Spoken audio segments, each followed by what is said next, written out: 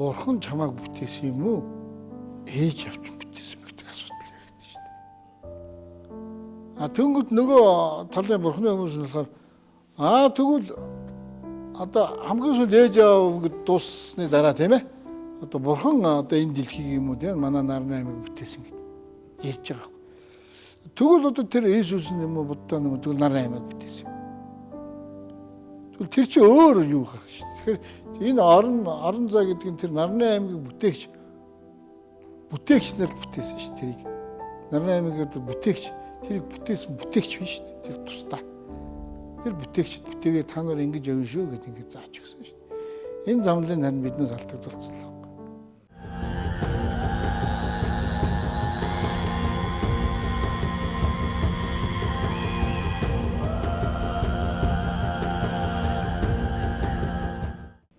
Тэрнээс анх бол энэ нарны аймаг бол их сайхан байсан баг.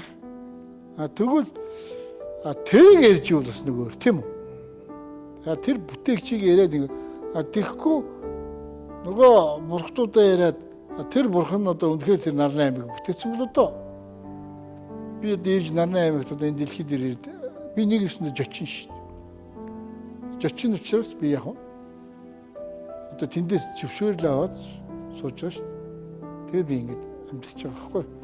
Тэгсэн чинь зөвшөөрөл аваад амьдсан чинь энд чинь нэг танхаа балмад тийм ээ. Одоо нэг дэлхийгээс өөрүүлээд ингэж сухад байгаа юм байна шүү дээ.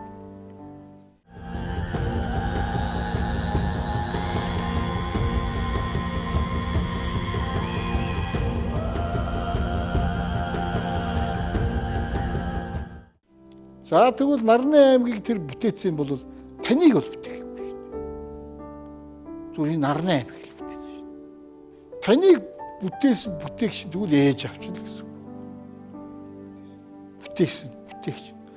Таныг ажилуулах механизм нь хэн баг? Тэр орж исэн сүнс л. Энэ хоёрын нэгдэл байхгүй. Тэгжиж та өөрөө энд оршин тогтнодог байхгүй. Тэгэхээр яг таныг бүтээгч, таныг бүтээсэн энэ махан бие юу те энэ одоо биеийг бол яг ээж бүтээсэн. Таны ажилуулах механизм байгаа шүү тийм ээ. Энийг бол яг сүнс ирж ажилуулсан. Тэгэхээр сүнсийг бас бүтээгч цаана бас байж гэсэн үг байхгүй. Ерөнхийдөө ийм л зүйлийг яриад байгаа л да. Тийм учраас л одоо нөгөө Бурхан бүтээсэн та Бурханы өмнө гэл одоо янз янзын хэллэг байдаг ш таныг одоо Бурхан бүтээлээ те. Одоо Иесус Христ таныг одоо Иесус Христийн ачаар л одоо энэ бүлгийг чи бүтээлээ ирлээ гэл ингээл номлоод байдаг ч тийм. Энэ ч л одоо асуудал шүү дээ.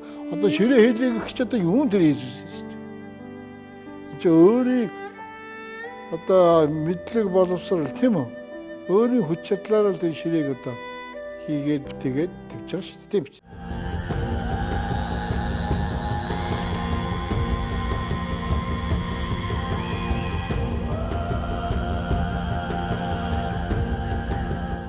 Иесус Христ яаж одоо энэ сайхан гэлгийг тоосон гэдэг одоо мөн чанараар нь тэрийг тийм үү тэрнээс суралцж болох асуудал.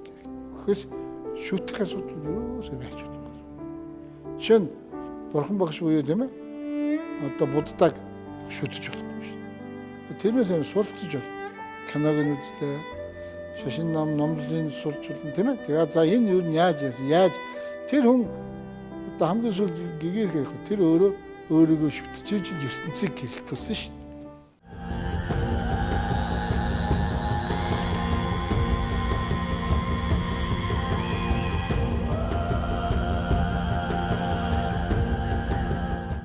Шашин бол хүнийг бүтээгээгүй юу гэдгийг хэлж байна. Яагаад гэхээр таныг бол ээж авчин бүтээсэн. Таныг энэ биеийг ажилуулах одоо энэ авч явах тийм ээ. Явахыг бол хэн сүнс чинь бол одоо авч явж байгаа. Гэдгийг хэлж байгаа. Хэрвээ сүнс байхгүй бол та бол энэ бие ажиллахгүй шүү дээ. Өнөхсөн дөхөн. Мянган ээж бүтээгээ тийм үү? Сүнс байхгүй л өгдөг шүү дээ. Тэгэхээр одоо тэгээд нөгөө хүүхдүүд ээж төрөөл нөгөө бага насндаа энддэг шүү дээ тийм үү? Хичээл энэ ч л одоо нэг өсөндөө сүнс нь яваад өгч нэг л шиж байгаа. Нэг бол бие голт юм уу? Нэг бол одоо янз янзын байдлаар үхээд тэгэнгүүт сүнс нь явдаг.